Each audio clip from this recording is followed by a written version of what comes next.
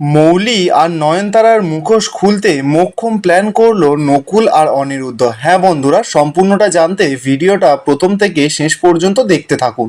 ধারাবাহিকের শুরুতে দেখা যায় পিনাকি মৌলিকে বলছে, তোর মম আর দাদাই যাই বলুক না কেন, তোর ব্যবহার কিন্তু খুব সন্দেহজনক হয়ে যাচ্ছে। তুই তো এই রায়বাড়ির বংশধর, এই জন্য তোকেই সমস্ত বিজনেস, সমস্ত ব্যবসা, তারপরে বাড়ি ঘর সমস্ত কিছু তোকেই সামলাতে হবে। তাই তুই এমন কোনো কাজ করিস না যাতে এই রায়বাড়ির মান সম্মান সমস্ত কিছু ডুবে যায়। এই সমস্ত কিছু বলে পিনাকি ওখান থেকে চলে যায়। উলি তো এবার নাটকের কান্না শুরু করে দিয়েছে। কাঁদতে কাঁদতে ঈশানীর কাছে চলে যায়। ঈশানীকে গিয়ে বলছে, মম, ড্যাড আমাকে সন্দেহ করছে একটা বাইরের ছেলের কথায়। এই বলেই তো মৌলি খুব কান্নাকাটি করছে। ঈশানী মৌলিকে তখন সান্ত্বনা দেওয়ার জন্য বলছে যে আমি তোমার ড্যাডকে বোঝাবো, তোমার ড্যাড তোমাকে ভুল বুঝবে না। জানি মৌলিকে এটাও জানায় যে তোমাকে বাড়ির সকলে আমরা বিশ্বাস করি, তোমার দাদাই বিশ্বাস করে, তোমার গ্র্যান্ড মামি বিশ্বাস করে, আমিও বিশ্বাস করি। এরপর ঈশানী আর দাদুও ওখান থেকে চলে যায়। মৌলি তখনই ছুটে গিয়ে অনিরুদ্ধ সাইন করা কোর্ট পেপারটা বের করে হাতে করে নিয়ে বলছে, ড্যাডের এই সন্দেহ বাড়ার আগেই আমাকে যা করার করতে হবে। ওই বাণীর হাত থেকে সমস্ত সম্পত্তি আমাকে উদ্ধার করতেই হবে। মানে এই বাড়ির সমস্ত সম্পত্তি যেন বাণী কোনোদিনও না পায়, সেই ব্যবস্থাই আমাকে করতে হবে। অপরদিকে দেখা যায় বাণীদের বাড়িতে তো আজকে পয়লা বৈশাখের পুজো শুরু হয়ে গেছে। অনিরুদ্ধ তো বাজার থেকে লক্ষ্মী গণেশের মূর্তিও নিয়ে এসেছে। আমনি আর বাণী মিলে তো সকল পুজোর জোগাড়জান্তি করে ফেলেছে। তখনই দেখা যায় অনিরুদ্ধ সাথীকে নিয়ে একটা সাইডে আসে।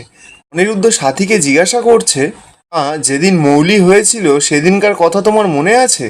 সাথী তখন অবাক, বলছে, হঠাৎ করে তুই ওই দিনের কথা জিজ্ঞাসা করছিস, কিছু হয়েছে কি?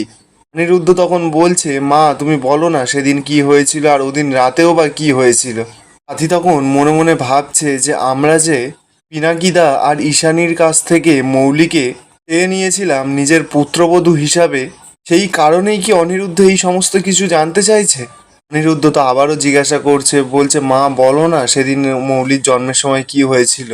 সাথী তখন বলছে যে এতদিন আগেকার ঘটনা তো সমস্ত কিছু মনে নেই, কিন্তু ওদিন একটু ঝড় বৃষ্টি হয়েছিল সেটাও মনে আছে। এরপর অল্প অল্প কিছু সাথী অনিরুদ্ধকে বলে।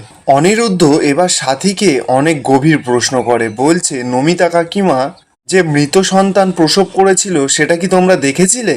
সাথী তখন অনিরুদ্ধকে জানাচ্ছে যে না রে, আমরা তো দেখিনি, আর কেউই দেখেনি ওনার মৃত সন্তান হয়েছিল। এই নয়নতারা মাসিমাই তো এসে খবরটা দিলেন সবাইকে। আসলে খবরটা শুনে সবার এতটাই খারাপ লেগেছিল, হয়তো দেখলে কেউ সহ্যই করতে পারতো না।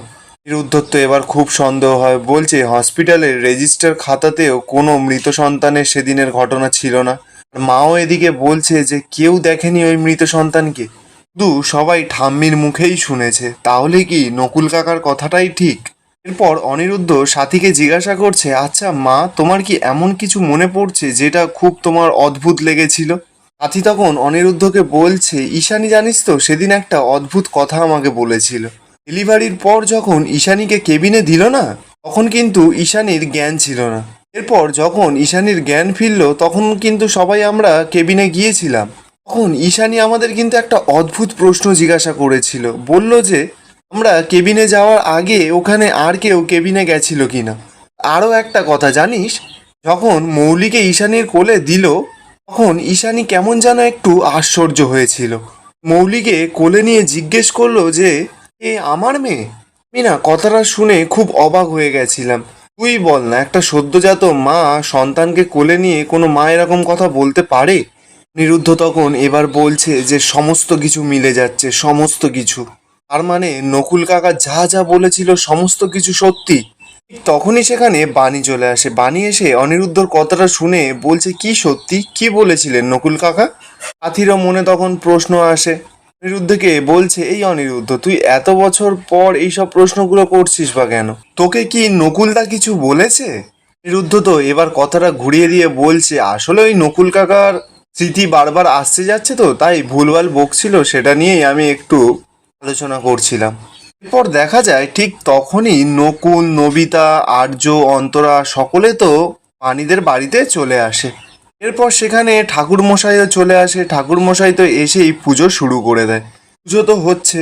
অনিরুদ্ধ বাণীর দিকে তাকিয়ে মিচকি মিচকি হাসছে আর মনে মনে বলছে, আমি তোমার জন্ম রহস্যের অনেকটা জট খুলে দিয়েছি বাণী। তোমাকে আমি তোমার অধিকার পাইয়ে তবেই শুনবো। এরপর তো পুজো শেষ হয়ে যায়। দেখা যায় মামুনি আঁচলের ভেতরে করে অল্প প্রসাদ নিয়ে কোথায় যেন যাচ্ছিল।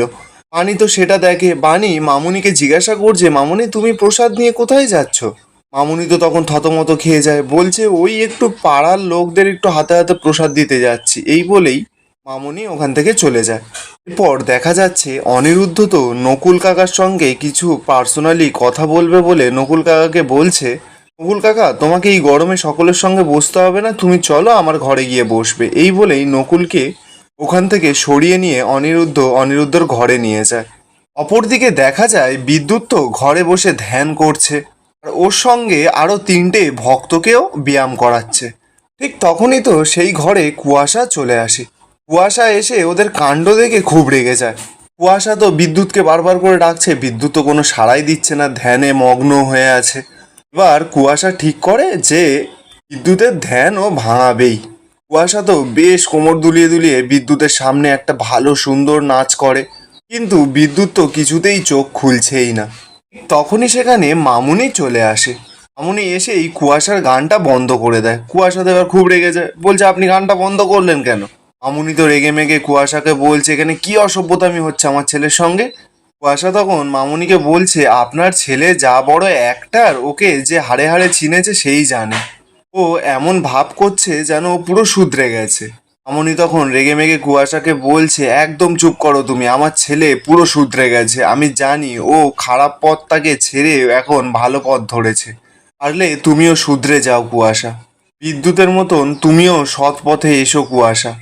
আর মামুনি গিয়েই বিদ্যুৎকে ডাকতেই বিদ্যুতের তো সঙ্গে সঙ্গে চোখ খুলে যায়। মামুনিকে দেখেই বিদ্যুৎ বলছে, মা তুমি এসে গেছো মা? মা আমি আজকে জানতাম তুমি এখানে আসবে। মা তুমি আমার জন্য প্রসাদ এনেছো, দাও তোমার প্রসাদ খেয়েই আজকে আমি আমার উপবাস ভাঙবো। বলেই বিদ্যুৎ ওর মায়ের আনা প্রসাদটা খেয়ে নেয়। অপরদিকে দেখা যায় অনিরুদ্ধ তো নকুলকে ঘরে নিয়ে এসেছে। অনিরুদ্ধ নকুলকে বলছে, নকুল কাকা আমার মনে না এখনো অনেকগুলো প্রশ্ন জাগছে। নকুল বলছে, হ্যাঁ বলো তোমার মনে কি প্রশ্ন জাগছে? অনিরুদ্ধ তখন বলছে যে সেদিন রাতে কিছু তো একটা ঘটেছিল। বলে তুমি শোনো, আমি পরপর ঘটনাগুলো মেলাচ্ছি। প্রথম হচ্ছে, এক, হাসিমণি আর নমিতা কাকিমা দুজনেই কন্যা সন্তান জন্ম দেয়। তাদের কেবিনে কেউ একজন এসেছিল, হয়তো সে বাচ্চা বদলাতে এসেছিল। এরপর বান্টির বাবাকে কাজে লাগিয়ে সন্তানটাকে পৃথিবী থেকে সরিয়ে দেওয়ার ব্যবস্থা করা হয়েছিল। আপনি বলেছিলেন সেই রাতে জীবন কাকারও অ্যাক্সিডেন্ট হয়, হয়তো জীবন কাকাকে সরিয়ে দেওয়ার জন্যই প্ল্যান করেছিল যাতে কোনো প্রমাণ না থাকে। আমার মনে হয় জীবন কাকা ঠিক মতন কাজটা করতে পারেনি, কোনোভাবে বাচ্চাটা বেঁচে যায় আর কেউ হয়তো বাচ্চাটাকে তুলে নিয়ে বাড়িতে যায়। মুকুল কাকা অনেকগুলো কিন্তু ডট মিলে যাচ্ছে পরপর, কিন্তু আমি একটা জিনিস বুঝতে পারছি না, এই সমস্ত চক্রান্তের পেছনে আসল মাথাটা কার আর তার উদ্দেশ্যটা বাই কি? নকুল এবার এমন একটা উত্তর দেয়, অনিরুদ্ধ তো উত্তরটা শুনেই পুরো চমকে যায়। নকুল অনিরুদ্ধকে বলছে এই সমস্ত কিছুর পেছনে একজনেরই হাত ছিল, সেটা হচ্ছে শিবনাথ রায়ের দ্বিতীয় স্ত্রী নয়নতারা। এখানেই আজকের এপিসোডটা শেষ হচ্ছে। আপনাদের কি মনে হয় নয়নতারার মুখোশ কি অনিরুদ্ধ খুলতে পারবে? কমেন্টে অবশ্যই জানাবেন।